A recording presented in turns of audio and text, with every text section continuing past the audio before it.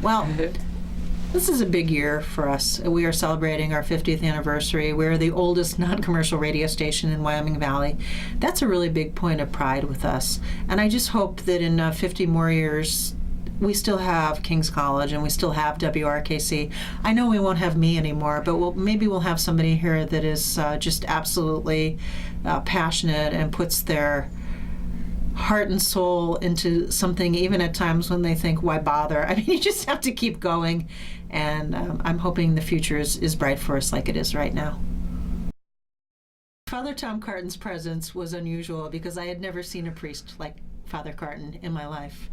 Most of the time, he wore street clothes. He had long hair, which I guess he took some criticism about, and used to say to people that criticized him, you know who else had long hair? Jesus. That was very funny. Oh my, that was back when dinosaurs were eating disc jockeys. That was in 1959. I did everything that could be done while I was at King's. King's was my main work, 34 years, and I was happily doing things. I was in campus ministry. I worked at the Citizen's Voice for 34 years as a columnist. I had 3 columns I did over 3 different names, and worked at the radio station. I had the best of everything. He was a great leader for us. He taught radio production, so I took his class, and he was kind of a stickler for a lot of different things, but it made you better. The other thing I know about Father Carton is that his ministry grows much deeper than just inside the church, because so many people know Father Carton for his advice, his counseling, the way he would talk to us about our troubles and our aspirations, and he's a guy that's really interested in radio. So hanging around with Father Carton gave me a huge appreciation for what radio was really like and still is till this day.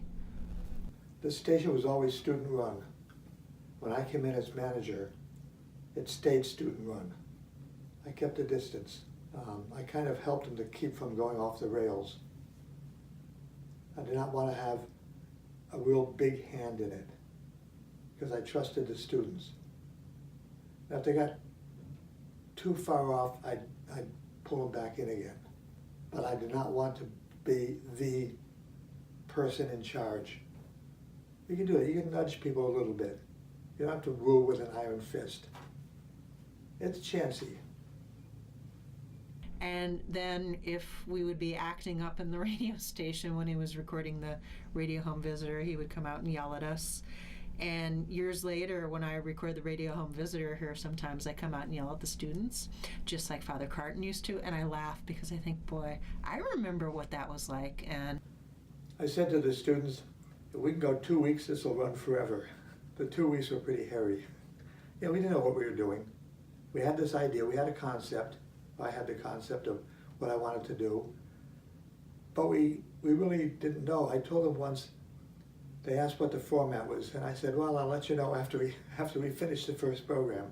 That'll figure out what the format is. The first 2 weeks were very formative. It was like the Earth coming together, what are we going to do? All the planets and all the things were happening. So we kind of worked things out in those first 2 weeks. And I always figured the first 2 weeks were just horrendous. But people loved it. And we finally found a good format, a good way of doing it. And it worked. We went on the air at that time at noon and went off at about midnight. And I said, I'd like to run the visitor earlier, say at 10 o'clock, because our people would be getting up about that time and they'd be all ready to go. And I did not want to be opposite the soap operas. That'd be deadly. So instead of being opposite the soap operas, let's go on at 10. They're just getting there, be up by that time. And so I wanted that 10 o'clock hour. Well, I repeated it at 11 because I didn't have anything to put in at that time. So we had the immediate repeat. Well, that worked. People wanted to hear it again. They may have missed something. So we kept it to 10 o'clock with a repeat at 11. So my first time slot was early in the morning. And then I worked my way onto a decent time, which was great. And that's my relationship began with WRKC in 1983, and it continues until this day. We had radio from ABC News. We were a network of ABC News. So we'd have them. We had ABC Information Network News on the hour.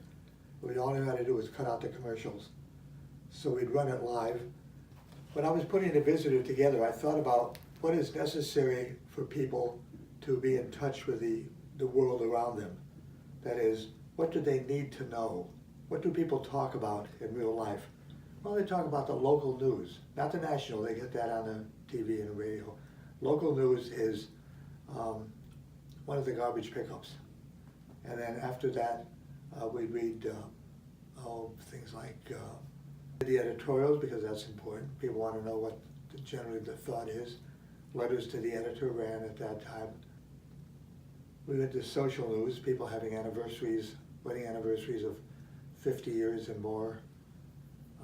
And we also ran, old people always like to know the obituaries, always. That's a big thing for them. Who's died? They know this person, or they know that person, or something like that. So I figured always to read the obituaries. Fillers, things that look good, didn't fit into anything else. And we add little things in that look pretty good for people of that age group. Anniversaries of schools, of having a reunion. Whatever kind of sports we had, that was secondary. The radio home visitor always came first. Secondary, games. And secondary to music. When we had a game on, we broadcast it. Any games that college had. And we had a lot of listeners to that. As far as music, we had 33 1/3 RPM albums. We got a load of those in from the record companies. The thing I remember the most about him was that you had to read on the Radio Home Visitor before you got on the air at WRKC. So as painful as it may seem to people, you had to go and read the news articles in order to have a radio show, which we did. Students who go to King's College right now would not recognize the radio of the past that we used to do here. We played records. You had 2 turntables and you went from one record to the other record. That's what we did. When there was no student available, there would be no radio. I mean, you couldn't just go to something else. It was all live all the time. We also had cart machines, which played our commercials and our promos and things. We don't have those anymore. We had rip and read wire copy from the Associated Press. We recorded the Radio Home Visitor on reel-to-reel tape, which was really an interesting way to do things. It was very primitive back in the day. Software, as I said, no software in those days. They just didn't have it. It just wasn't any computers in stations. You used typewriters. Things are different then, pal. How did you get involved with WRKC? Well, my first memory of WRKC was actually before I even got here, when I heard it on the radio. I lived out in Fleetville, which is pretty far from where King's is, and my brother somehow discovered WRKC, and it was like a miracle because it was so different than the other radio stations that we heard. When I heard it, I was mesmerized by it. I listened to it all the time. The people on the station became my heroes, and I convinced my father that I would go to school at King's, and he brought me for the tour. The only thing I wanted to see on the tour was WRKC, which I did. They said, "Do you want to see the gym?" And I said, "No, I don't want to see the gym. I want to see WRKC," which they thought was weird. And there were all my heroes in real life, Louis Tyrone and Boris Krecheniak and Fritz Araya and a lot of other people who were part of the station. It was so cool. I could not wait to come to school here, and so I did in the fall of 1983.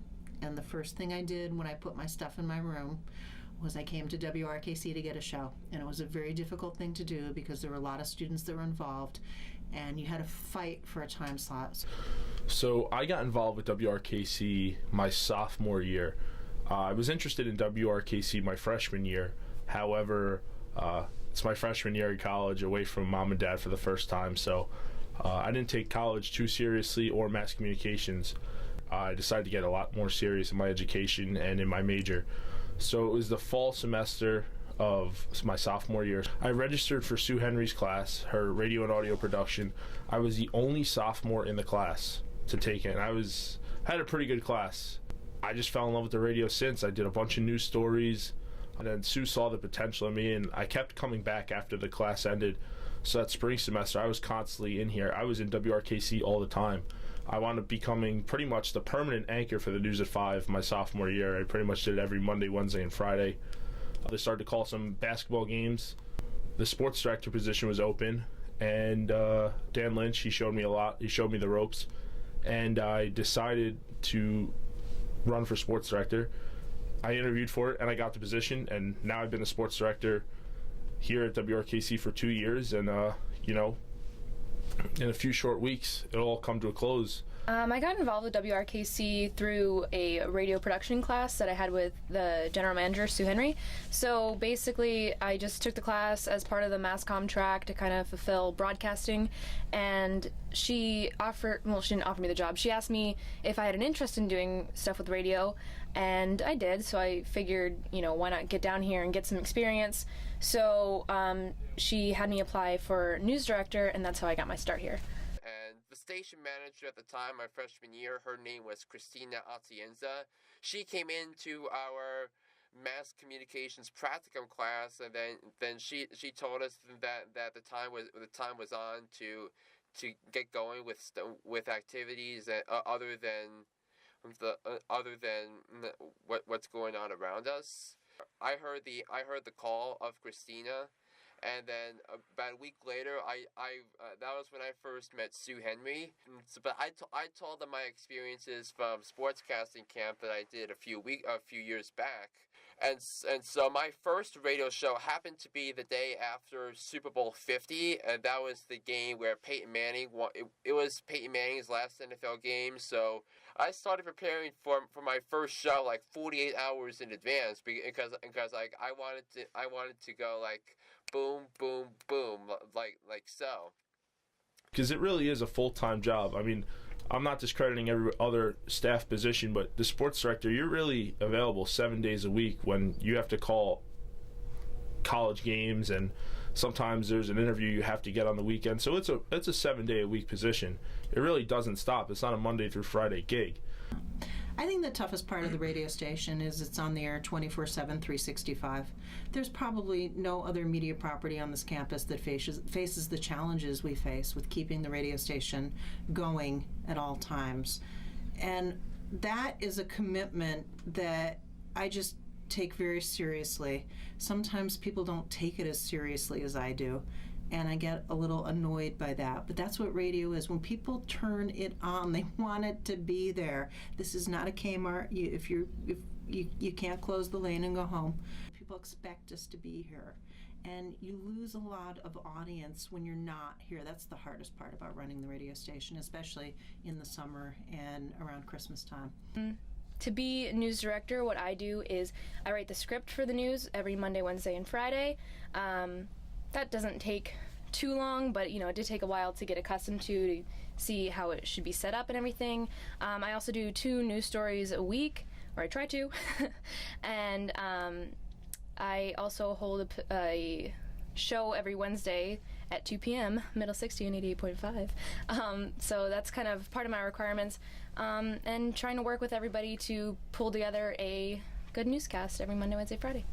But there's been a lot of great stories that I've gotten from athletes. There's been a ton of great games that I've called, filled with records. I think one of the most exciting games I had was, I would have to say, Olivia Hoffman's 10-block game against Wilkes. I never forget that game. She was unstoppable, and that was probably some of the most fun I've ever had calling a game.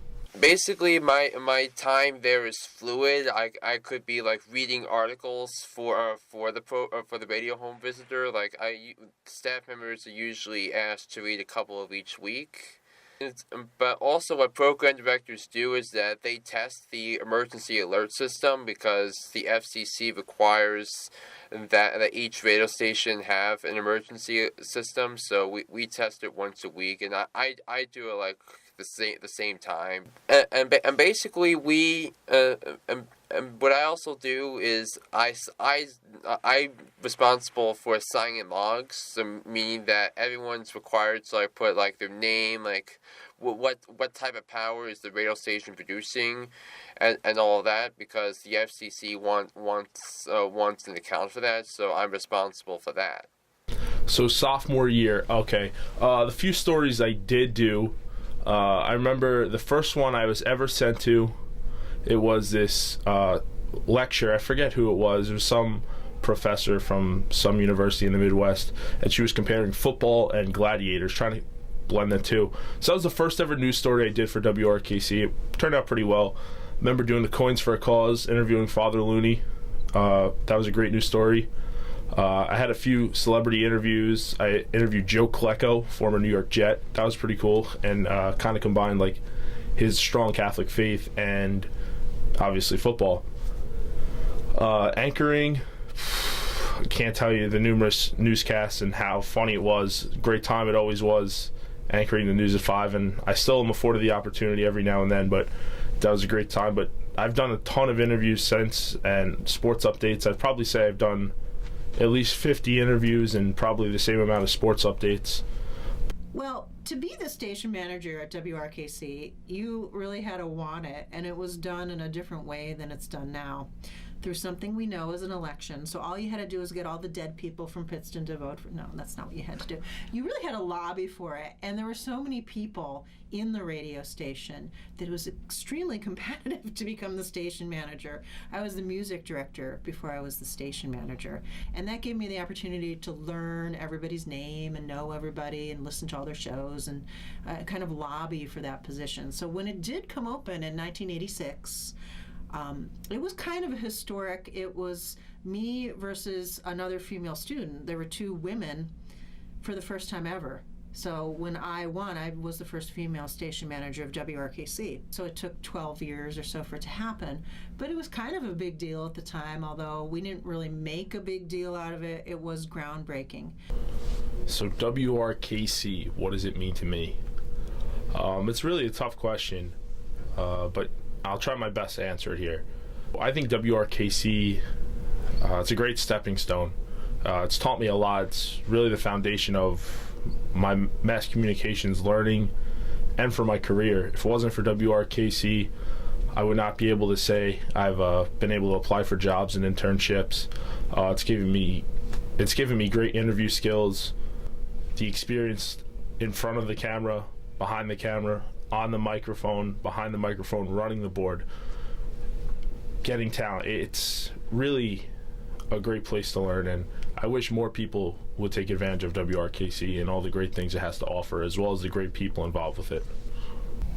Well, definitely WRKC has brought me a lot of experience that I wouldn't have gotten elsewhere, because here at King's there are a lot of things to do, but when it comes to broadcasting, we have the radio and we have the TV studio. So currently there's not a whole lot going on at the TV studio, so I guess it was, radio or nothing. And it worked out for me that, radio was kind of where my passion's at.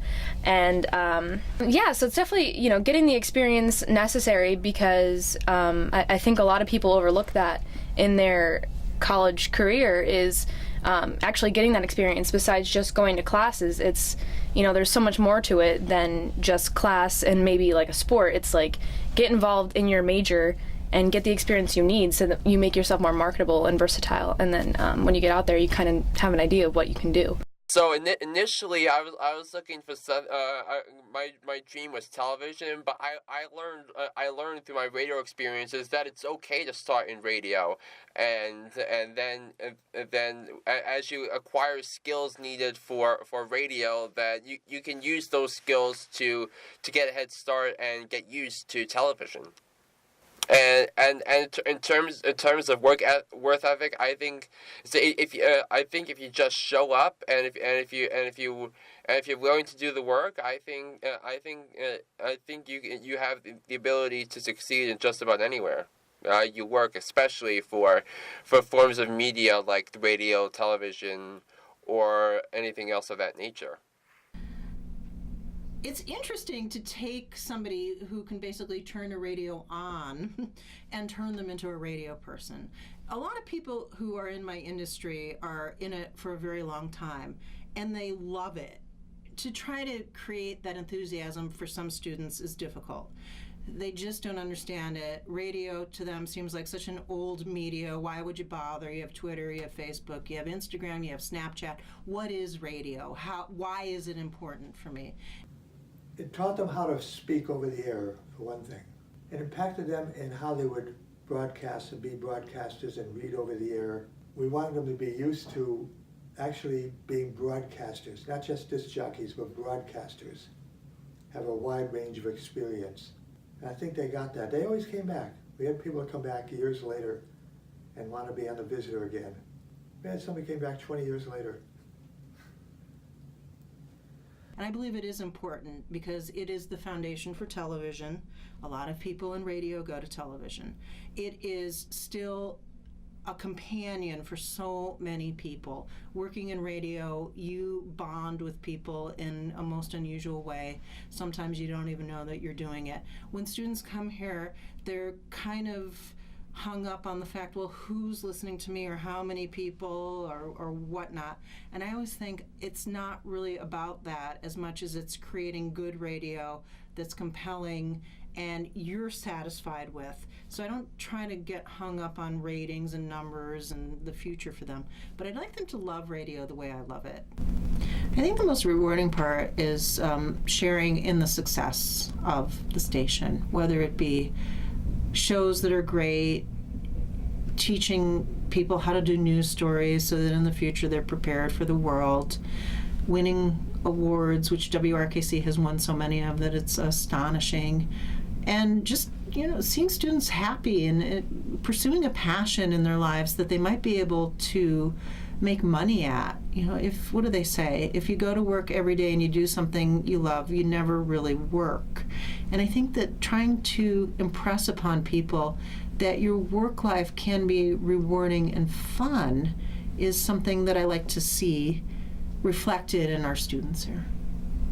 Sue Henry has really helped me out. So she's, the general manager here at the radio station, and she kind of, she's more understanding than a lot of professors. So I've had her in a class setting and kind of as a boss, and she'll really work with you. She's not somebody that's just gonna, give you a task and expect it done at a certain time. I mean, of course she'll expect that, but at the same time she'll work with you. She'll help you with any questions you have. She's definitely more than just a typical professor. She's more of like an influencer. She'll do everything she can to help you out. So Sue Henry, she's the GOAT, the greatest of all time. Sue, she really has a knack for finding talent. Like I said, I came into college thinking I was going to be a journalist. I didn't think I was going to be a radio journalist, a TV journalist. I never thought any of that. When I took that class, that radio and audio production, my sophomore year, I really learned the in and out of Adobe Audition. I learned how to package a news story together, how to do promos, how to do teasers and updates, and how to anchor the news, how to write a newscast, how to format. And Sue saw that, and she told me, she goes, you have a pretty good future in this. You should stick with it. And if it wasn't for her, like I said, my career doesn't really go anywhere. So I owe her a lot of thanks and praise for Sue Henry. She was a fabulous student and a fabulous manager, and she was a far better manager than I ever was. Absolutely, hands down. Any way you can think of a station manager, Sue was the epitome of it. I have great respect for her. I have great admiration for her. The station would not be what it is now without Sue Henry. John Flynn has come so far as a student at King's College. It's amazing. He came in here with so much spunk and spirit that we just had to work to get him a great place here, and he has excelled. His sports show, Flynn for the Win, as named by Dan Stokes, is a great show. He puts so much effort into it every week. He's a statistician. He has opinions. He's a great host. And his success at this station is something that I'm really, really proud of. I think he's grown a lot since he came onto our campus. Oh, Stokes. Dan Stokes is kind of a larger-than-life character at the radio station. He brings a lot of laughter to the place, and he takes his work seriously, too. When he needs to be somewhere for a game, even if nobody else can go, Dan Stokes goes. It's just a great commitment that we've seen, and he's come a long way over the years. He's won a lot of broadcasting awards now. And I think when he goes out into the real people's world, he will find what he's looking for. Lauren. It's great to find students in class. Sometimes I do. I'm always fortunate when I can say to somebody, hey, would you mind doing this job? We didn't have a news director in the fall of 2017. And we looked to Lauren to do the work, and she picked it up immediately. And she also brings a great presence to the radio station. She's patient and nice and very, very funny. It's great to have her here. She builds a great team for sure.